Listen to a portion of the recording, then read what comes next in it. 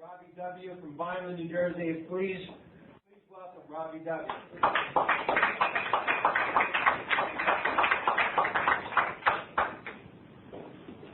Thank you. Good evening, everybody. My name is Rob, and I'm an alcoholic. Hi, Rob. I got a microphone. Isn't that nice? Want to thank everybody for showing up tonight. My home group is the Stagecoach group of Alcoholics Anonymous. We meet just outside of Ocean City, New Jersey, very southern end of New Jersey, in a little town called Marmora. We have 5 meetings a day, 10 in the morning, 1 in the afternoon, 5:30 at night, 8 o'clock at night, and our 10 o'clock meeting at night is called the Fog Lifters meeting. A lot of fog gets lifted. Currently, I chair the Monday at 8 p.m. meeting. One of my I have a fellow named Tim from my home group. I called him the way up here. He's handling that for me tonight. But if you're ever in southern New Jersey, ask for my number before I leave tonight, and I'll get you my home group. And it's an old-fashioned AA group. We meet for an hour and a half. Every one of our meetings are an hour and a half. And we have speaker discussion meetings. We have big book meetings, 12 and 12 meetings, as Bill sees it meetings, tradition meetings, and on and on and on. It's a real good group. We'd love to have you. My sobriety date is November 1st of 1983. One day at a time.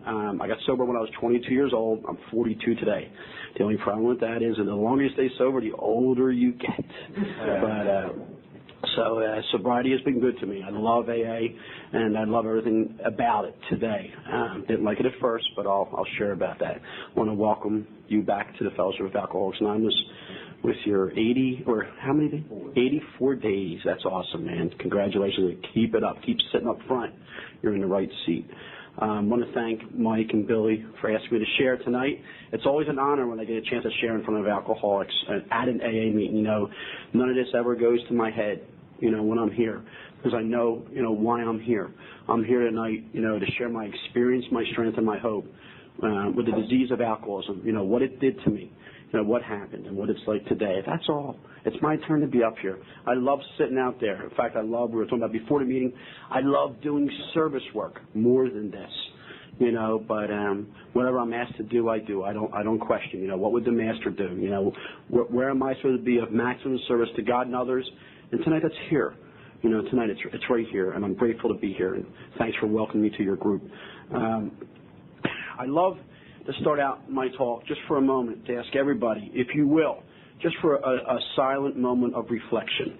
I'd like to ask everybody just for a second, just to bow your heads, if you will, with me, and to ask our higher power to come into the room tonight, so that he can come into my heart and speak through it, and hopefully as well come into your heart so you guys can listen through it.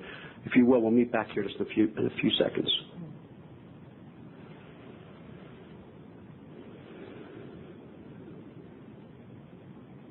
Thank you, everybody. I know for me, when I do that before I start, when I force myself to do that, just like when I force myself to get on my knees in the morning when I get up to say my prayers, that now I'm speaking the language of the heart, which Bill Wilson, our founder, Bill W., commonly referred to a lot, and not the language of the gutter, not my deal. When I'm up in front of alcoholics at an AA room, I really don't share my opinions. It has nothing, as far as I'm concerned, it has nothing to do with Alcoholics Anonymous. I share my experiences, my strengths, and my hope. I know that while I may not represent Alcoholics Anonymous tonight, I represent AA at work. You see, I represent AA in my family. Okay, I represent Alcoholics Anonymous out there on the road. I really do. And that's not my ego talking. My employer and employees at my job, they know I'm in Alcoholics Anonymous.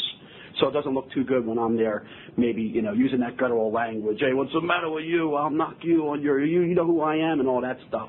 Or when I'm out on the road, when I'm acting like that, I'm certainly not being a good example of Alcoholics Anonymous, especially if I have a bumper sticker that says, there but for the grace of God go I,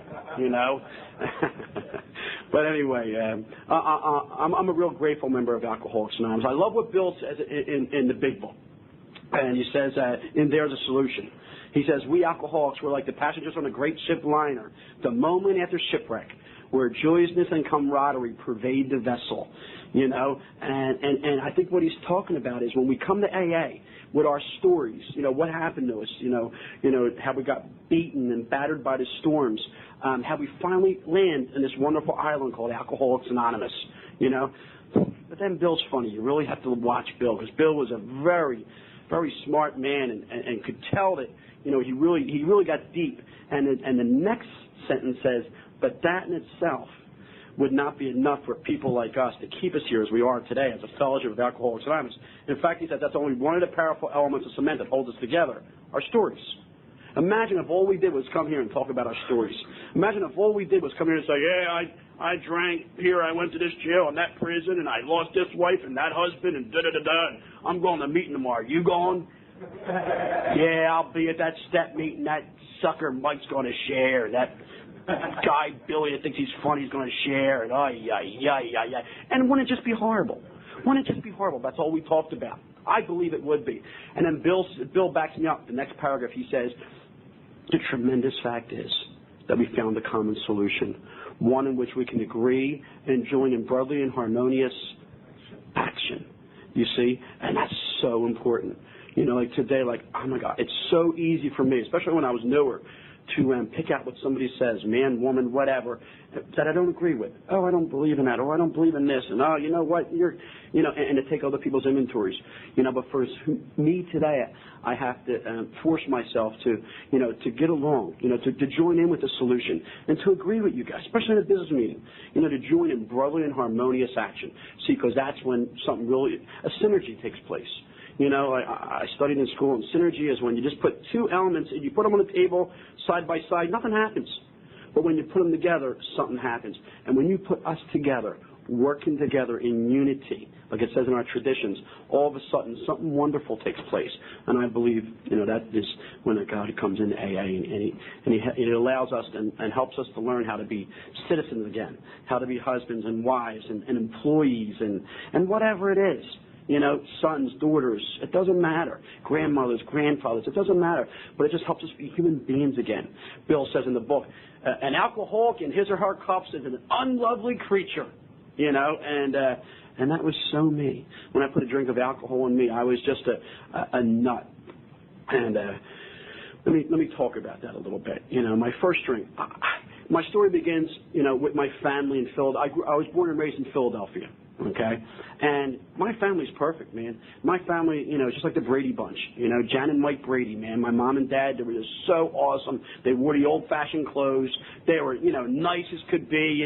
Dad smoked a pipe like Ward Cleaver. You know what I mean? My mom was just, sent me and my little sister to Catholic schooling, and I always had the best Chuck Taylor Converse sneakers. I had an Easter suit. You know what I mean? I had everything I ever wanted. Nurturing. I mean, it was just, if they were going to spank me, they told me why.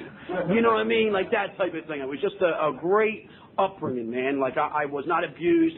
And we all have different stories. I know a lot of us come from broken families and abuse, alcohol and drugs and sexual and all that stuff. I don't come from any of that, man. I come from just a wonderful middle-class family in Philadelphia, a Catholic upbringing. I loved Catholic school. First to 8th grade, before I picked up a drink, I used to clap the erasers for the nuns. You know what I mean? Like I was in the best reading classes and science classes, and I just loved school. Never missed a day. Volunteered for everything. When I did projects, I took weeks on projects that other kids did in a couple of hours, and I just showed everybody up, man. I was going to be somebody, And then 8th grade summer, I went to a Yes concert. And for all your old timers, it's a rock and roll group. And I went to this Yes concert, and I had a pint. My first drink was a pint of Southern Comfort, okay, mixed with nacho cheese Dorito corn chips. And I proceeded during this song called Roundabout, which is their bit. And all these lights came on, and I projectile vomited in front of on this guy with real long black nappy hair. Well, I made it nappier, and it was just horrible. It was a horrible feeling coming out, and all those tough chips coming up and out the nose, and it was just horrible. It was horrible. It was a horrible feeling. And I was to pursue that feeling for many, many years, and I can't explain it, but when a drink went in me, something happened, and I changed. That Dr. Jekyll and Mr. Hyde. I played football growing up, all from a little kid, and I was always the quarterback. Like third string, all right? I played shortstop on the baseball teams growing up, and I was always, the shortstop, man, like second string.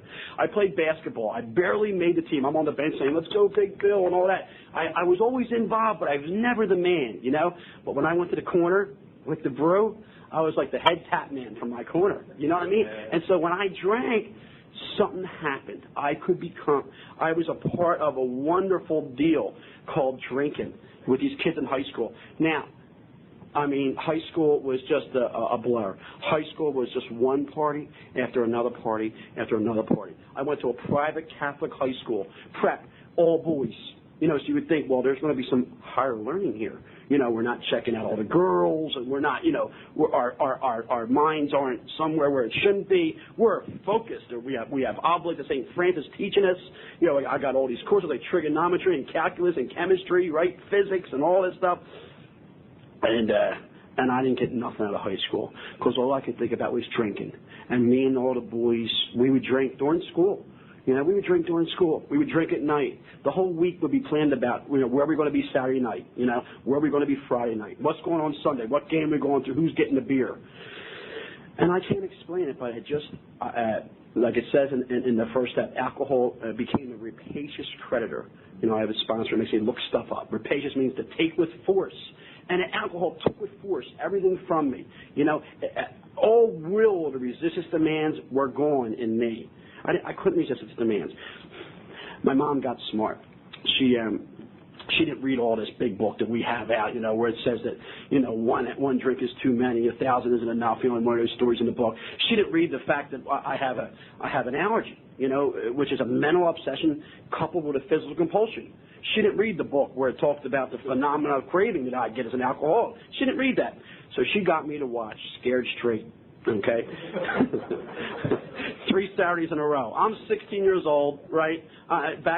This is the late 70s now. I got the wings going back like Bruce Jenner. You know, I used to spend more time in the bathroom than my little sister because, you know, I had to look good back then, and you know, the disco jeans and all, but, you know, the silk shirt with the gold and all. And I just thought I was but I was drinking. And my mom, for 3 Saturdays in a row, it was horrible. It was like a purgatory if you're a Catholic. She made me stay in every Saturday night and watch Scared Straight, which was these Rahway State prisoners who were doing life. And their way of paying back society was to tell young juvenile delinquents like me what would happen if they continued on their way of drinking like I was doing. And so every Saturday night I would sit and watch these big old guys, hairy, tattooed, ugly, big, nasty, horrible fellas just being mean, you know, to these young guys and just saying things and really scared me for 3 Saturdays in a row. And the 4th Saturday, what do you think I did when I went to the corner? I got drunk, you know, because alcohol represented itself. You see, you couldn't scare me. You see, it worked for a while, but I'm an alcoholic. It was going to take more than a few prisoners that I'm probably never going to meet, you know, inside some penitentiary to scare this deal out of me. See, I got a disease, man. If that's all it took, man, you know, we wouldn't even need this program, you know. So that didn't work. But my mom tried. She meant well. I went through high school. I graduated from high school, no problem. It just wasn't. And I got a job. Let me tell you first. Let me back up just half a second. I graduated from school, and I went down to what we call Senior Week down in Wildwood, New Jersey, from Philly to Wildwood, New Jersey. And that's where all the guys go down and all the girls go down. And by golly, you party for a week. You know, you graduated. And I know this is where, like, the non-alcoholics probably drink a little too much, and they're fun and all. And this is where somebody like me just really gets out of hand, you know. And I did. And I went out with this young gal all through high school. Her name was Barbie. And me and Barbie, we went to all the dances, the freshman dance, the soft hop, the junior prom, the senior prom. And she was from the Catholic prep girls high school and graduated the same year as I did, and I was from the boys. And so the first night there, I showed up at her little hotel room, and I walked in, and she said, sit down. And so I could follow direction, right? I'm married. And so I sat down. And I saw 4 of her little girlfriends' heads, like, popped out of a bedroom, all looking out. So I knew something was getting ready to go down. And she said, Robbie, I'm telling you this happened, the day is long here. This happened. She said, Robbie, you drink too much for me, and I'm going to have to let you go. You know, I'm going to go in a different direction. You know how you girls say that to us guys. So she broke up with me, and I was downtrodden all the way back to the hotel room. I was downtrodden. And I got back to the hotel room, and I told my buddies, what's wrong, dude? And I go, Barbie just broke up with me, man, and like, you know, a girl I'm going to marry, blonde hair, blue eyes, it's my girl, what am I going to do, and all. And they're all like, yeah, this is great news. And like John Belushi in Animal House, in like 5 seconds I'm like, yeah, good point. Yeah, we can party, and I'm not going to worry about her and taking her to the bar and being sober enough to take her to the beach and all that crap. And I just drank all night, all week, like a real alcoholic. And it was just horrible. I mean, just drinking after drinking after drinking. Got home, and there was a letter in the mail and remember, I'm drinking all through high school, so I wasn't doing all this preparatory college classes like some of the boys that I went to school with and become a lawyer and become an attorney and become this and that and next thing. All I wanted to do was drink. So I wasn't going to college. I was like prison. Are you kidding me? But there was a job waiting for me. And my guidance counselor who looked over me, watched over me, got me a job at a Center City Bank, okay, a federal depository. And I showed up. Now, I'm a real alcoholic at this point. I'm only 18 years old. But trust me, I have all the traits at this point in my life. If you were drinking, I'm drinking. I mean, I was hiding it. I couldn't get enough. I was the first one there. I was the last to leave. I would go with you, man, woman, boy, girl, question mark. I'll still go with you if you're drinking. It didn't even matter if I wasn't even sure what you are. You drinking? Good, let's go. You know? And anyway, I'm an alcoholic. I'm 18 years old. I get a job at a bank.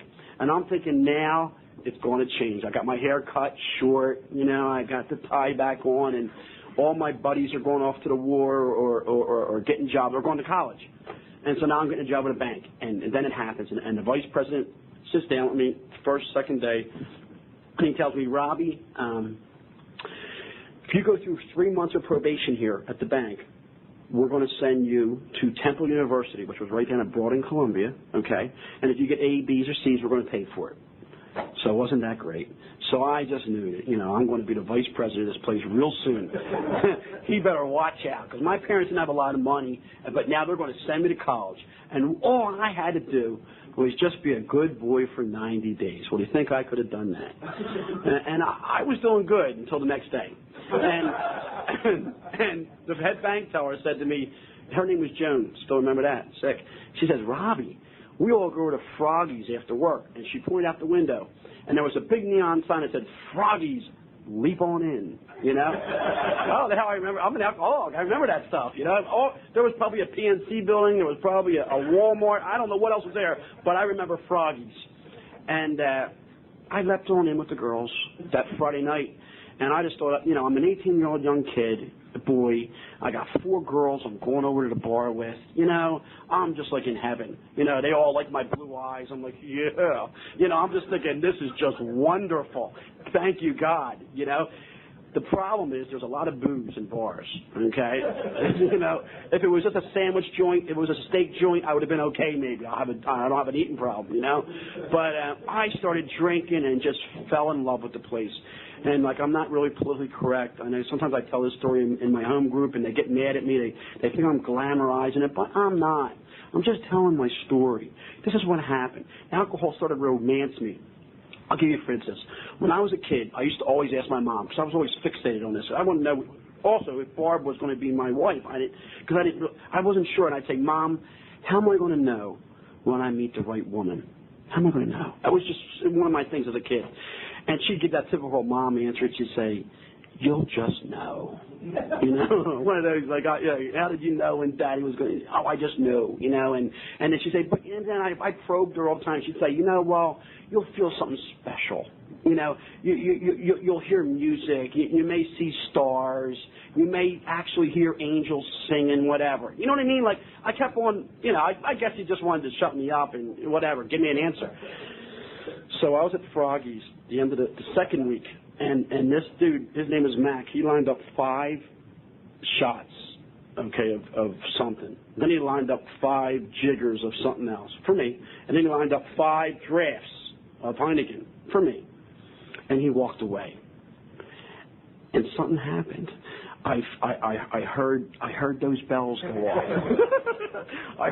I swear to you, as I live and breathe and I stand here, I heard angels singing, Hallelujah, you know? And so, like, and that was the truth. And I met my soulmate, and it was called John Barleycorn, or booze. You see, I wasn't really a good social drinker with the girls. They, I think, found out quickly that I drank a little different than they did, and I was there every night. The problem with that when you're a bank teller, I'll share something with you.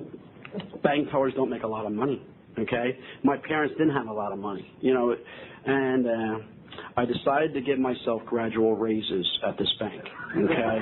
Oh, yeah. Yeah, it wasn't as high bottom as you thought. Billy met me out at my vehicle. I come out in my suit in this real nice minivan, the doors open, all the He says, "Oh, well, high bottom drunk." I said, "Well, wait to hear my story." And I was doing well with this concept for probably a couple weeks. I was very popular at the bar. I was able to I'm so sick. I thought the cameras were on the people out there trying to rob us. You know what I mean? I think they're looking for Bonnie and Clyde. They ain't looking for me. I'm from Catholic high school. I'm a good kid, short hair.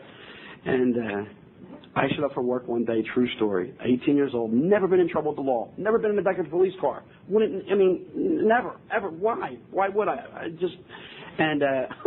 Here's two federal officers. They're called FBI at the bank. Guns, handcuffs, and short hair like mine, and they asked me, "Is your name Robert Walker?" Now I'm an 18-year-old drunk, 18 years old, and again I had a wonderful family at home. I had a nice job with the opportunity to go to college, and for and I hate to say this, but it's the truth. This lending institution I was working for, they're still in existence today. Isn't that horrible? I could have really still been with them, that still kills me when I say that. But alcohol took it. But the point is that they patted me down. They read me my rights. They put me in the back of their unmarked car. They took me to a place called the Wagner Building, which is a federal building, and I got booked for the first time. Sideway picture. I can do fingerprints pretty good. I got that down. And my parents pretty much excommunicated me from the family. If you're a Catholic, you know what that means. That means just go, don't come back, ever. There's not even a small window open. It's just goodbye. And trust me, that wasn't a lot of things that happened up to that point. A lot of, with my alcohol, drinking and thinking and talking and acting all the way through high school, where this was just finally the tip of the iceberg. And they just, I tried to call home.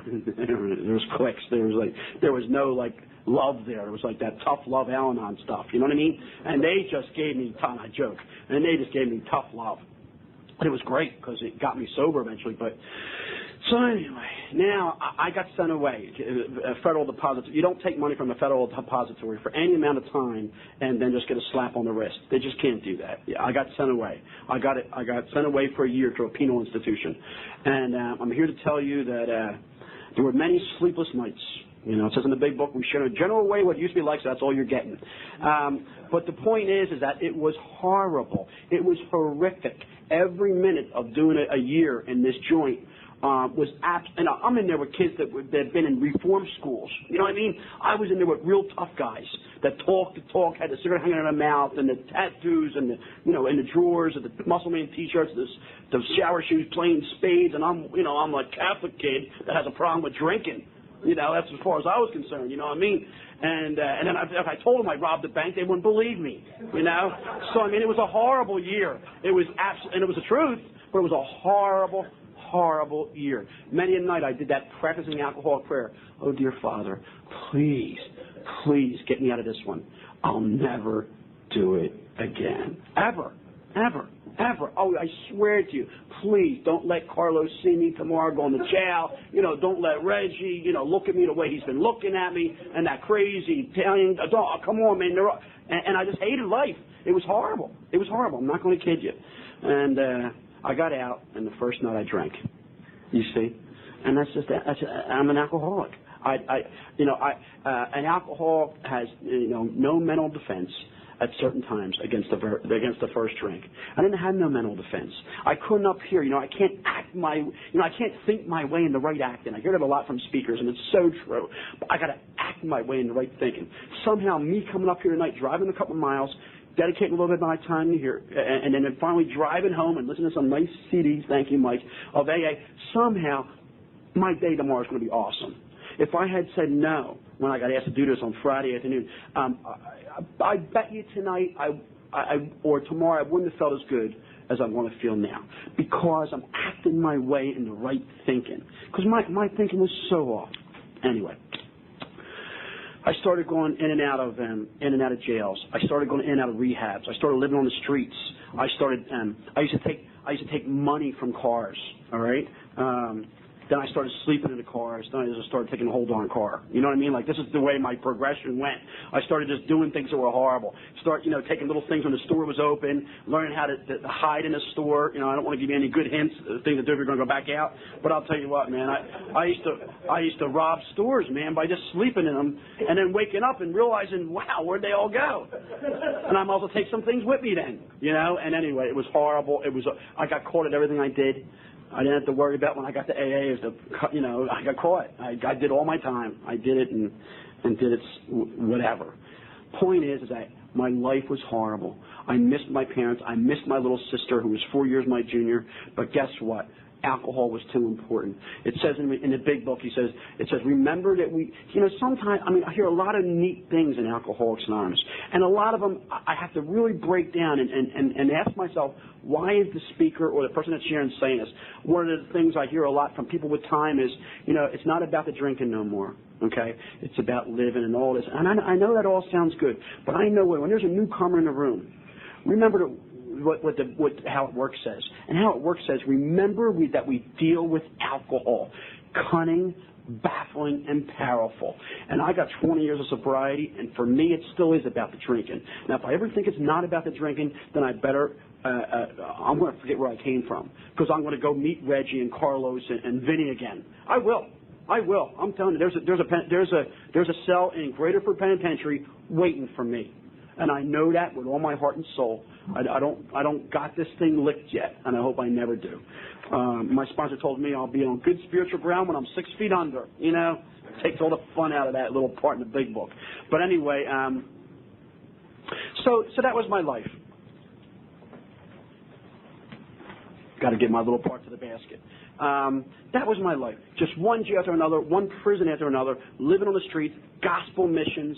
I know what that's like. Salvation Armies, I can sing some songs today because of Salvation Army. All right, I'll do whatever it takes to get a meal. All right, I was good at hiding booze, bottles of booze. I'm a kid, too. I'm 20 years old. I'm 21 years old, and I'm going to these places. I'm with 50 and 60 and 70-year-old men. I really am. Wayward women, whatever, fallen women, as Bill says. I love that. But and it's just a horrible way to live. But guess what? You couldn't tell me at the time that I wasn't having a great time. You see, that illusion that the big book talks about, that delusion that I lived in. I just always thought that I was okay.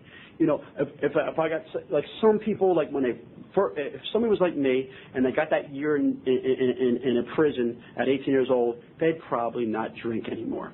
But see, that would be a non-alcoholic as far as I'm concerned. You see, perhaps like their girlfriend breaking up with them after 4 years, I guarantee a non-alcoholic would go to her and probably, or him, and say, I see where I've been wrong. I'm not going to drink this week. See, that never even came into my mind. All I thought about was, isn't this horrible? I'd never considered not drinking. I never considered stopping drinking. Does that make any sense here? I just didn't. That's why so many of us are so upset when we get here. And we get told, just don't pick up the first drink. It's like, oh, come on. I know it's more than that. I mean, just don't drink. That's all. Well, there's a few more things, and we'll get with them as it goes on. But just for today, until tomorrow night, till the meeting in the afternoon, in fact, I'll pick you up, don't drink until then. Like, all right. And that's all it is, man, getting that stuff out of our system, and then we got to start, obviously, putting some new stuff in, and that comes with time if we have good sponsors. But anyway, my last drunk, I'm in Exton, Pennsylvania, okay? I'm at the Exton Square Mall. Okay, does anybody know where that is? In Exton, Pennsylvania. Well, it doesn't matter. I'm there, and there's a Hickory Farms, and I'm hungry. Okay, and of course I only got money for booze, so I go in there and I proceeded to put a thing of, those round things of salami and cheese. I put them down my pants. I have an Army coat on, so I've never been in the Army because they wouldn't take me, but I got juicy juices in my pockets, and I'm getting ready to go out, and I'm alcoholic, but I'm sober at this moment. And the last thing I remember is like an 85-pound, cute little blonde with blue eyes flying through the air, okay? And she tackled me. I swear she played football to this day, right? And then she held me down till the police got there. That was so humiliating. And I'll tell you what, I remember getting led through the mall, as a drunk, by these, the mall police. You know what those guys look like. It's horrible, man. You talk about incomprehensible demoralization. It was horrible. On a Sunday, there's families there enjoying, and here I am going through the mall with these two cops. They're so excited. They got one, And then the mall police, the real police from Exton came, and they locked me up. I'll have you know, this is wild. I got 1 to 2 years. It's actually got 11 and a half to 23 months. In Chester County Farms Prison for stealing salami and cheese. Sounds like a lot of time. I wasn't too happy with that, But the reality of it is, there's that, you can't barter. I'm a salesman. You can't barter with a judge. And I'm thinking, well, here's the problem. When I was out there drinking, and I went to court, right, for something, if they, let me go, and I had to pay, some court costs, and I was lucky enough to have that or something, and they would give me a court date, yeah, I didn't have a daytimer. You know what I mean? So I never showed up for court dates. I was just so grateful that I wasn't going to jail that I'd say, okay, I'll see you next month, sir. Yeah, right. And then when I would get locked up for the salami and cheese, all the other stuff that I had done that would catch up to me, and detainers, if anybody knows what that is, and all that would just get lodged against me. Go to jail, don't pass go, do not collect $200, and we'll see you in a year and a half. Well, I was never to do this year and a half. I did go to Chester County Farms Prison. I did get booked in. I did make it to population, and I did spend a little bit of time there, and then I did get in a fight. After getting in a fight in Chester County Farms Prison, I ended up on maximum security.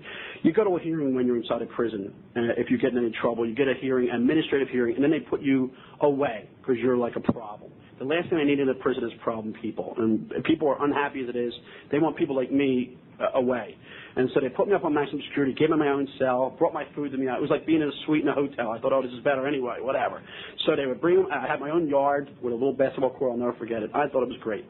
The problem at this point is, it says in the first step that we warped our minds in such a degree of destructive drinking, destructive drinking. My mind was warped at this point, okay? It was just warped. It was really warped. I'm 22 years old now. And again, from the time I was 17 when I got out of high school to 22, all I'm doing is drinking and getting in trouble. Drinking, getting in trouble. Institutionalized. All the medications they make, I've tried. I've tried every one of them, because they gave them to me. I'll take them, sure. I'll tell the prison counselor I'm scared. I can't sleep at night. My neck hurts. Whatever. Give me something to get me out of my head. So I know what all that stuff does to your head. It just gives you a buzz, like alcohol, as far as I was concerned. I was never really a drug addict, but I did anything I could to get that feeling. So anyway, I started singing in this prison. I like to sing between 1 and 6 in the morning, at the top of my lungs. Now, prisoners are doing time. They want to just do their time peacefully and get out. They don't need a jitterbug like me going crazy. So I didn't make friends at all. And then I couldn't really get them. They couldn't get to me because I was segregated in my own little cell. And so then I would antagonize the correctional officers. Yeah. And it was just horrible. It was really horrible. Sometimes I wonder what was, but it was alcohol. It was just, just what I did. I saturated myself with this poison, that these spirits that they call it for a long, long time. And it just took me to places that I just can't believe I've been, but I've been there. One day, Saturday afternoon, I hear all this pitter-patter coming up the tier. And I put my mirror, if anybody's ever been in jail, I put my mirror outside the thing. I'm looking down, and oh God, there's 4 or 5 guys, and they got the masks on and all that, and they're coming down, and they stop right in front of my cell. And at that point, did you ever see Angels with Dirty Faces with Jimmy Cagney? Some of the older folks here. Remember that, Angels with Dirty Faces? Well, Jimmy Cagney, in this movie, I'll bring it to it just for a second. Jimmy Cagney got sent to the gallows. He got sent to the electric chair, actually, okay?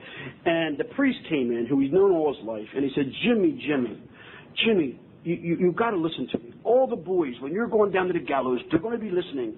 And they're going to, and if you act like a tough guy, you're going to just kill them because they're going to want to be just like you. Jimmy, do me a favor. And please, Jimmy, just act like you're petrified. And he says, get out of here, Father. I don't want to hear your crap. Pretty much what he said. The next day came, the jailers came. It was, dead man walking, and he's going down. And all the guys, you see all the neighborhood kids, go get him, Jimmy. You're a tough guy. Go get him. And then as the priest is listening, he's just downtrodden. He hears Jimmy say, don't do it. I can't go through with it. No. And he was screaming for his life. And he did that for the Father, you see, to try to get those kids a decent life. He wasn't scared even one iota.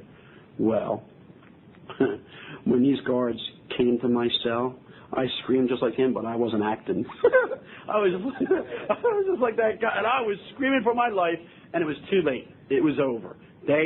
These correctional officers beat me within an inch of my life, and it was a true story.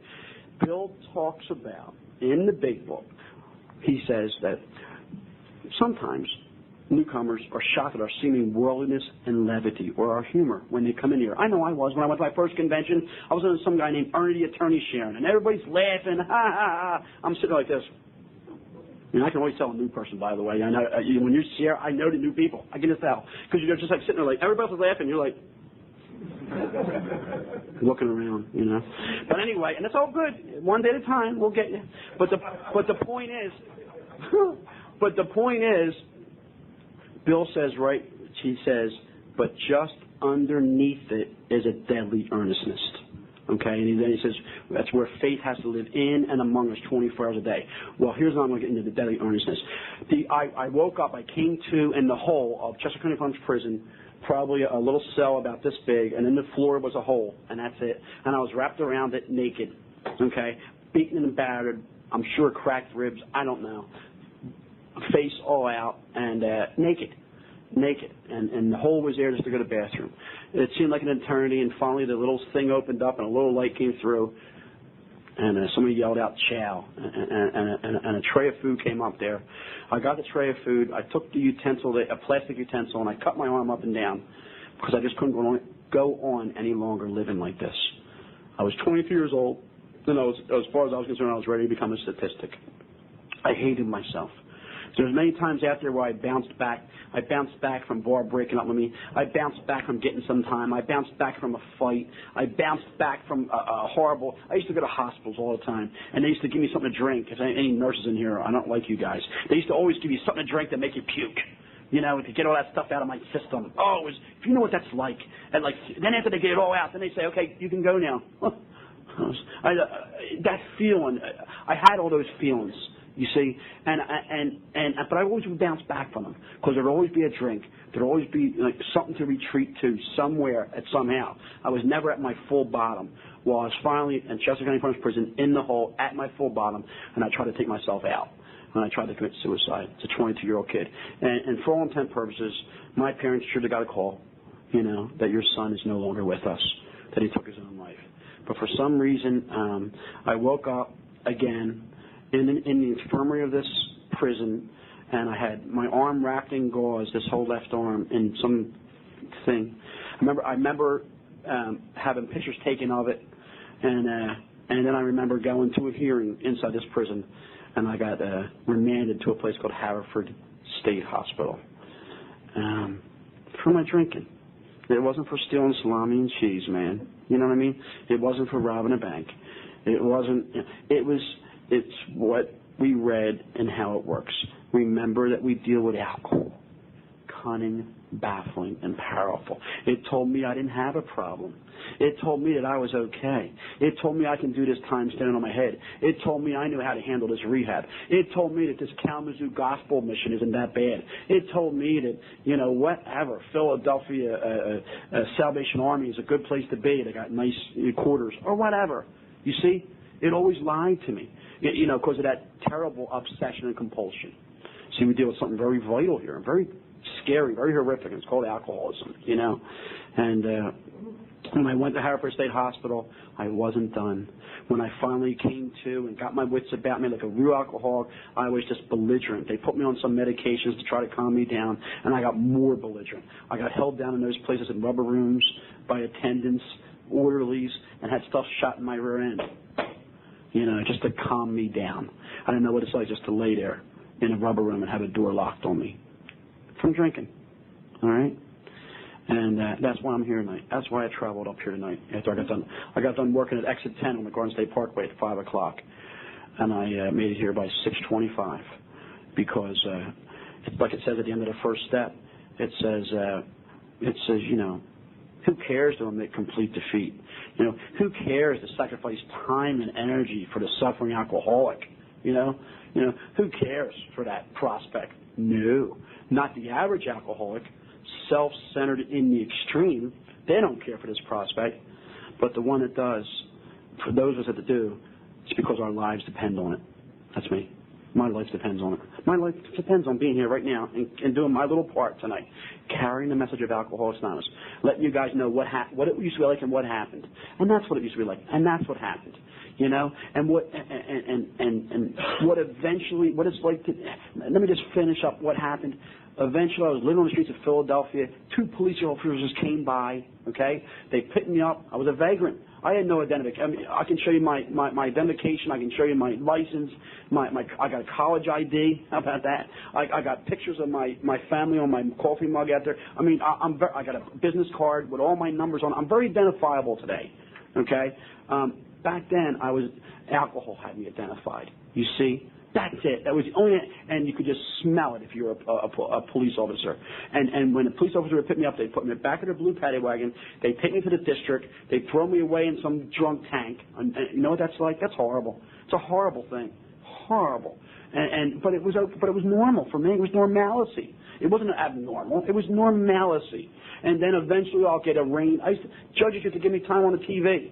And they didn't even give me the respect of going to court. You know what I mean? They should just go on the TV and say, okay, well, you got 60 days in the House of Correction. Great. And before I could tell him something, he would just be going like, geez, or whatever. It was horrible. It was a horrible way to live. It was a horrible life. But I accepted it because I wanted to drink. And no one was telling me I couldn't. I'm drinking. I'm okay. You see? I'm okay. Don't worry about it. I didn't care what I was doing to my dad. I didn't care what I was doing to my mom. I didn't care what I was doing to my poor little sister. She had girlfriends that she went through high school with and never even knew she had a brother because she was too ashamed of me. You see? I didn't care. I just wanted to drink. Just me. This selfishness and self-centeredness to the maximum degree. And I didn't know it. I didn't sit at the bar and say, I'm an alcoholic, give me another drink. I didn't know it. I didn't know it was doing it to me. And all those things I was going through, you'd think something would have woke me up. But I didn't know it. It's cunning, baffling, and powerful. And without help, it was too much for me. And I didn't get no help. I don't know why. Maybe I didn't want it. Maybe I didn't accept it. Maybe I didn't hear it. I don't know. But I just know I kept on going on and kept on going on and kept on going on. And these 2 cops picked me up that night in Philly. They took me to a 7-Eleven, let me out of the back of the blue paddy wagon. And this is where Footprints takes over, that wonderful poem. And they told me to open up my hands, and I did. I didn't do nothing. They woke me up out of a drunken slumber. They said, open up your hands, and I did. And they gave me a whole handful of change. And they said, go and talk to the guy inside. And I watched him pull away. And I walked inside, and I said to the guy, how you doing? And there was only one guy in there with a pair of jeans and a T-shirt on, very nondescript, nothing special about him. And he shook my hand, and he said, my name's George, and I'm an alcoholic. And I said, really? And then he went on to tell me his story, and it was horrible. He told me a story of the abuse he had went through as a kid and how he abused his sister and his drinking story, and it was absolutely horrific. And I'm so sick I couldn't understand why he was telling me this. I'm sitting there listening to this saying, why is this guy? I enjoyed the story, don't get me wrong, but it was really wild, and I can't. That's the alcohol, folks. It's just in front of me. You know what I mean? It's just like you can't get. Remember, Get Smart. All those things. All those things. You have to get through all those to get through to me somehow. and kept on telling me all night. And slowly but surely, like it says in working with others, slowly but surely, you can win over the confidence of another alcoholic if you just tell them your story, not the principles right away, by golly. You don't have to work the 12 steps with them. You don't have to get like Bill used to give the religious deal right away. And, and Dr. Silkworth had to say, no, you're missing it, Bill. Just tell them what you've been doing for these first 6 months, and maybe it'll work. Well, that's what this dude did to me. He just carried the message and said he wasn't drinking. And in order for him not to drink for another day or two, he told the cops to bring him somebody like me. A fellow that might be worth saving, that reeked of booze. You know what I mean? And he did, and they did that, and he helped me, and he took me home with him, and he got me to AA. And I stayed sober for 5 months. Went to meetings. This is in May of '83, and then one day I made that decision to rob somebody. I didn't even drink. I just robbed somebody. Okay, he's like the guy who put the shot of whiskey in his milk in the big book. Well, I just robbed somebody, and it was a guy that was an AA guy that was setting me up with pretzels on the streets, and I took all his pretzels and made $500 and got drunk, and I ended up in Kalamazoo, Michigan, drunk. I don't even know where Kalamazoo, Michigan is. Okay? And to boot, some guy was standing over me. I woke up in this hotel called the Crosstowns Motel, and this guy was standing over me saying, "You're fired." And I said, "Okay, what was I doing?" You know what I mean? Like, I didn't know I was selling magazines door to door and state to state. Some of it's come to me since that time. But then he gave me $100 to get back home. I said, "Thank you very much, sir." And I ended up proceeding to spend that whole $100 on booze. I met a wonderful girl named Tracy. She was a prostitute, and we ended up getting together and hanging out. I just thought she was good. I loved her, whatever. But the point of all of it is, and the finality of all this is I finally hit my bottom in Kalamazoo, Michigan. You see, and it wasn't a jail, it wasn't a prison, it wasn't a drink, it wasn't nothing. It was when I laid down in the field and I looked up in the heavens and I said, "Please help me, Father. I can't do this anymore. I can't do it no more." The wonderful alcoholic prayer. "I can't, help me. Please help me." And I hope if you're a newcomer, especially, that you at some point, if you haven't done it already, ask for help. And that's all I had to do. And something came over me. I can't explain it. It was like the third step right away. I turned my will and my life over to the care of God's understanding. Right away, something came over me. And I ended up in the middle of Kalamazoo, Michigan, and I asked somebody where Alcoholics Anonymous was, and they told me there was a big building right across the street. It was called the Alano Club, short for Alcoholics Anonymous. And I went in there on October 31st of 1983 drunk. And all night, two people sat with me all night, good alcoholics. They didn't judge me because I smelled of booze, or that I might have had some gospel mission clothes on, or that I was staying with a prostitute. All they said was, "Welcome. Welcome. Would you like a cup of coffee? Would you like a burger or a couple eggs or something?"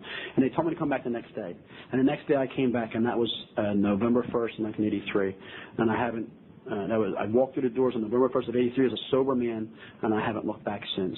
I haven't had a drink, a drug, a mind or mood talking something. Nothing. Never, ever. I don't have to, because I finally found out what this deal was about. Now, what it's like today. What happened? What it's like today. I was out there in Kalamazoo, Michigan.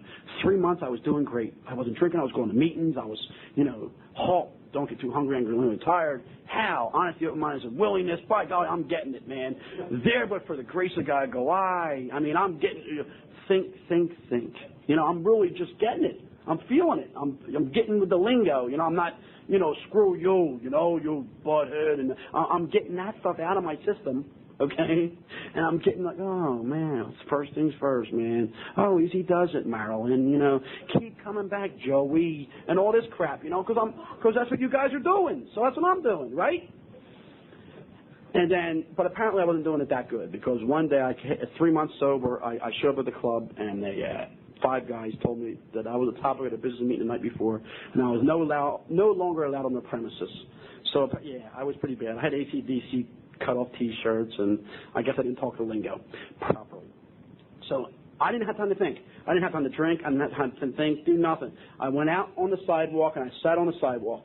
And before I had time to ponder my choices, I didn't know what I was going to do. A pig farmer come up and out of he's an alcoholic named Don C. And he said, come on, man. and I hopped in his truck, and he had one of those blades from one of those chainsaws.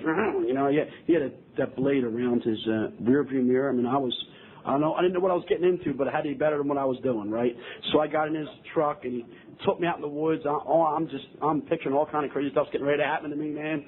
And he showed up at this wonderful home, and he had AA things all over the house. His wife, who was a nurse, came home. Her name was Rhonda. She welcomed me to the house. His two little boys named Brian and Dallas were 3 and 7, and they welcomed me into the home like I was a big brother. For the next 9 months, they nursed me back to sobriety. And he took me to meetings that would put up with my nonsense, as Bill Wilson says. And I got sober. He got me on welfare. I had never been on welfare. I always worked. I was able-bodied. But he got me on welfare because he told me I had a disability, and that's called alcoholism. And he got me to meetings, and I was on welfare, and everything was going good for about 3 months. And then all of a sudden, I got a letter in the mail. He did. Don C. from Kalamazoo, Michigan. And it said, it was to my attention. And it said that we're grateful you're taking advantage of the Michigan Department of Welfare. And if you'd like to continue to get it, we're going to give you a job. And so I talked to Don, and he said, oh, yeah, sure, do it. You'll be fine. You can still go to meetings. The job was really wild. It was from 4 a.m. to 8 a.m. in the morning. Isn't that neat? At a dairy farm right up the road, right? It said, show up the following day and ask for Claire. So I'm thinking, So I got a nice pair of jeans on, my tightest jeans. You know what I mean? I'm going to the farm. I'm going to meet Claire, and I'm sick. I'm only, 6 months sober. And so I show up, and here's this dude with red hair with about 3 teeth with big suspenders on. Says, hey, I'm Claire. You the new guy? Right? And I'm like, oh, my God. All I could picture at that moment was like that movie Deliverance with Burt Reynolds. Did you ever see it? It never happened in jail, but I'm thinking, oh, it's happening in this barn. You know what I mean? I'm getting really concerned. And forgive me, but it's the truth. And so I go in the barn now. It's 1984. I'm 6 months sober. So I'm thinking it's going to be machines. Wouldn't you surmise that? It's 1984. I go in, all I see is cows, and it stinks. And so this dude sits down. I'm 6 months sober. This dude sits down and starts milking a cow. He's got a pail, right, and a stool. And so I'm thinking, maybe I'll be an apprentice, Maybe I'll just watch them for a while. Wouldn't that make sense, right? Because I can't milk cows, right? I'm sober. And maybe if I was drunk, I'd take a shot at it. And so this guy's milking cows, and then he says, okay. I'm like, what do you mean? He says, okay. I had to sit there, and it's so humiliating, folks. I'm from the city, and I like milk. I never want to get this involved. I'm milking the cow. And I'm a guy. It just didn't feel right. I'm going like this. You know what I mean? I'm sorry. And I'm milking this cow at 6 months sober. There's hornets going around. Now, I got to share something with you. We had dogs growing up in Philadelphia, all right? And we would let them out to go to the bathroom. Are you with me? So I would figure, wouldn't it make sense? There's big pastures there. It would make sense to me that somehow they train these cows to go out to the pastures to go to the bathroom. I'm sitting there milking a cow with 6 months sober, and here it comes. Like I swear to God, I'm not saying this to be funny. Here comes number 1, number 2, all at once. There's steam coming up. It's 4:30 in the morning. It's freezing. I'm sitting there with some farmer I don't know, and all I can hear is some old guy, Jake, from the meeting the night before saying, things beyond your wildest dreams are going to happen. Oh, God, isn't that horrible? But I left that farm at 8 in the morning. I'll have you know, I only worked on a dairy farm for 1 day. Okay, I went to McDonald's the next day, and I got a job, and I've been a member of the workforce ever since. I finally came home to Philadelphia. I went a year of sobriety, and I turned myself in the authorities for something that I had neglected to do before I got sober, and I did another full year, 6 months in a place called House Correction, and 6 months in a halfway house called Genesis 2 in North Philadelphia. And then I finally got paroled with 2 years sober to Wildwood, New Jersey. And I started getting active in AA. I mean, I was about AA, every fiber in my body. I just was. You know, I had to learn how to date again. I had a sponsor me. I'm going to go out with this girl. What do I do? Get her some chocolate strawberries, take her to a movie. Okay, I'll do that. And I had to call my afterwards. Hey, I kissed her, dude. Good. Make a meeting tomorrow morning. Talk about it. Whatever. And whatever. And I had to relearn how to do stuff as a sober member of Alcoholics Anonymous. You know what I mean? I wasn't drinking. I missed all this stuff. Never had a license. Some guy in the program, his father took me. and helped me get my driver's license. You see, I never did that. I was too involved in booze, man. And one thing led to another, and at 6 years sober, guess what happened? I called home in 1989, on December 20th to be exact, and I asked my mom if she would mind if I came home for the holidays. It took me 6 years. There was a lot of alcothons in the middle there. There was a lot of, being a secretary and chairman to the group and a grapevine representative, and I did it. Whatever. I did everything that was asked. I set up the cookies, whatever I had to do. I kept on staying sober no matter what. And December 25th of 1989, I showed up in front of my house in Northeast Philadelphia with me, a little Volkswagen Beetle, and this program they call Alcoholics Anonymous. And it was a little bit humiliating because my sister was there who I hadn't seen since she had to be in 12 last time I'd seen her, and now she is a college student, and she was married to a ball player. Actually, who was there. Her new husband was there. So it was kind of humiliating, and but AA gave me the courage to do it. And there was a lot of crying and hugging, and they welcomed me home. My dad went upstairs. Okay, I was 6 years sober and came down. I grew up as a Philadelphia Eagles fan, and he and I both did. And he came down with a whole bag of gifts for me. And there was like Eagles sweatshirts and Eagles hats and a football and all that. And my dad knelt in front of me so no one else could hear it. And he said, "Welcome home, son. So proud to have you home. We've been waiting for you." Like, that's like stuff out of the Bible. That ain't supposed to happen to me. I'm supposed to die. I'm supposed to be dead. I'm supposed to be statistic. I'm supposed to be out there, just rotting away. And yet Alcoholics Anonymous brought me to this point. 2 years later, I get a call. I'm 8 years sober now, and I get a call, and it's my little sister. And she was crying. And she asked me to come up to her suburb home up in upstate Pennsylvania. And I went up there, took my car, 8 years sober. At that time, I was a manager of a fast food restaurant. I went up there, and her husband was running around on her, and this ball player, and they were going through a divorce, and she couldn't tell my parents. And guess who she told? Me. And I remember, I'll still never forget the first night, and this is how rewards happen. You don't know when they're going to happen. If you're a new guy, girl, don't stop. You don't know.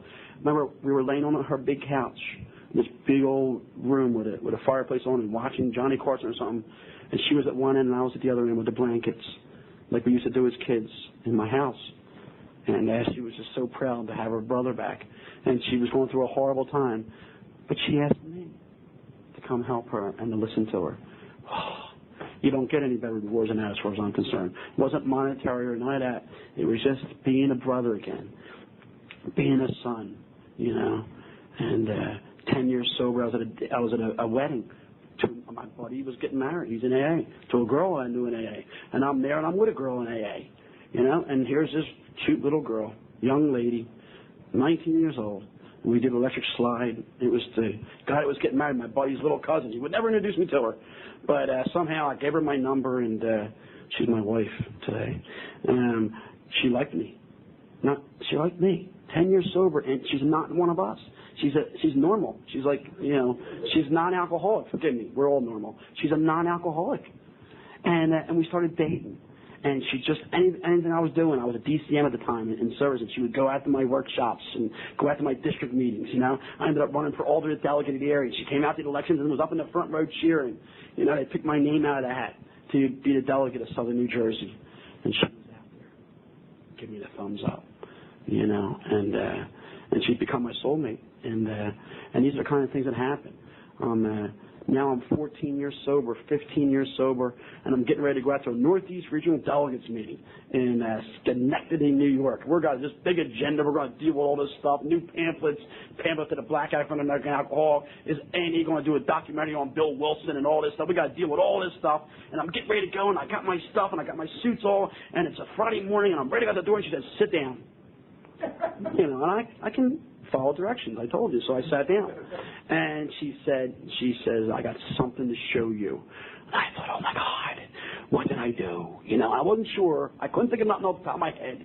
And she come in, and on a platter, she had a little rattle, and she had one of those little strips that had a plus sign in the middle of it. And she told me I was going to be a father. With 14, 15 years of sobriety, You see, these are things at 37 years old. These are things that aren't supposed to happen to me. These aren't things that I'm supposed to die. I'm supposed to be in a prison. I'm supposed to be in a mental hospital somewhere. I'm supposed to be in a penitentiary somewhere. You see?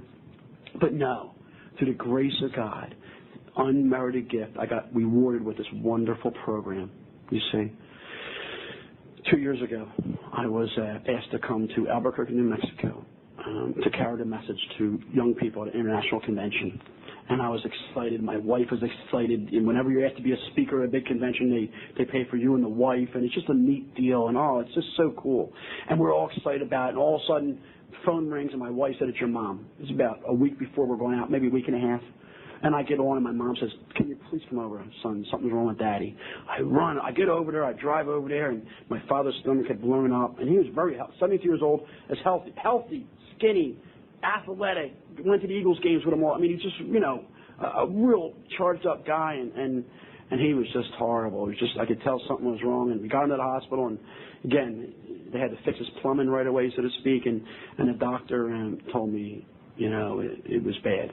After they did the test and they saw the masses in there and all, and I couldn't. My mom was staying with us, and it was just a sullen time. It was horrible. We were going there every day. I didn't go to work, and it was just watching them. Now, I sponsor a cardiologist from my home group named Dr. Mike. Dr. Mike, to the grace of God, works at this hospital, and Dr. Mike was watching over my pop. And he would give me daily reports and let me know what was going on. And I remember I was there the Wednesday before I'm supposed to go to Albuquerque with my wife. Now, by this point, Dad's on that defibrillator or whatever it's called, ventilator, and he's getting oxygen and all. And I remember telling my wife was there, my mom was there, and Dr. Mike was there, and my pop was there, just in some type of coma state. And I said, guys, we're not, Carol and I aren't going away this weekend. It's my wife's name. We're just going to stay home, and I want to be here for Dad. I know he'd want me here. And Dr. Mike looked at me and looked at everybody and said, "Could you excuse me and Rob for a second?"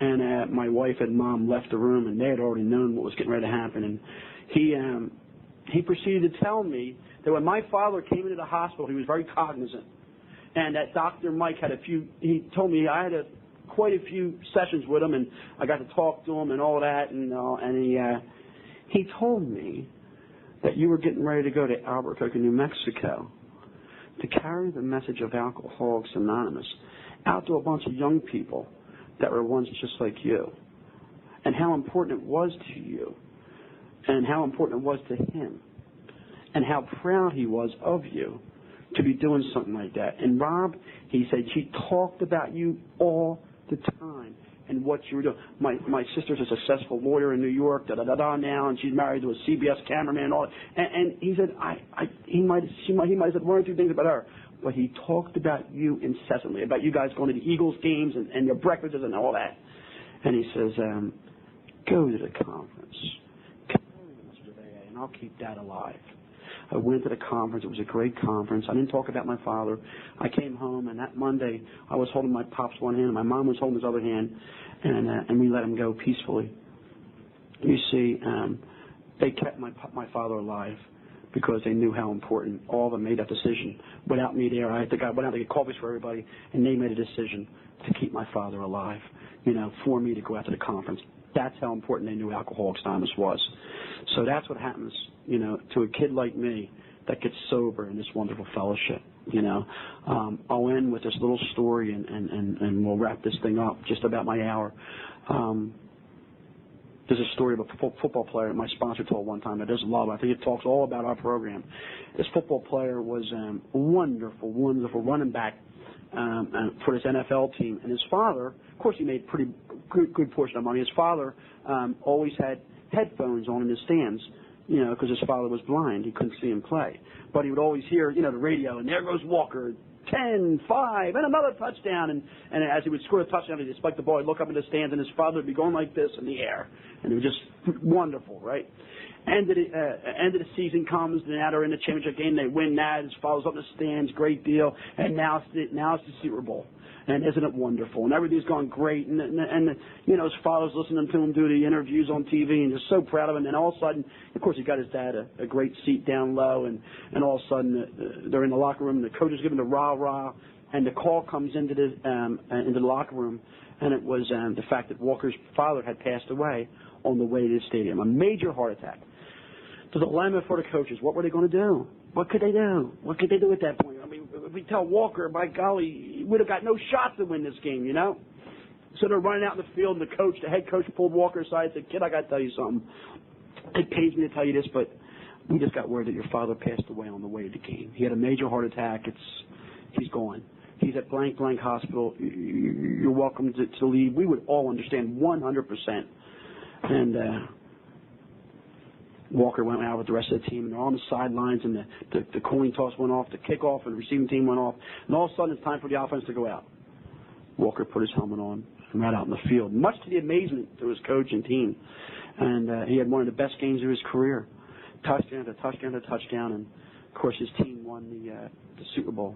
And as everybody at the end of the game, and they've got their sons on their shoulders, and the adulation, and where are you going? I'm going to Disneyland, and everything's going on, just like in The Longest Yard with Burt Reynolds.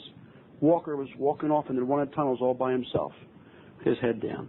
The coach ran up to him and caught him, put his arm around him, looked him in the eye, and said, "Walker, I'm so proud of you. How did you do that?"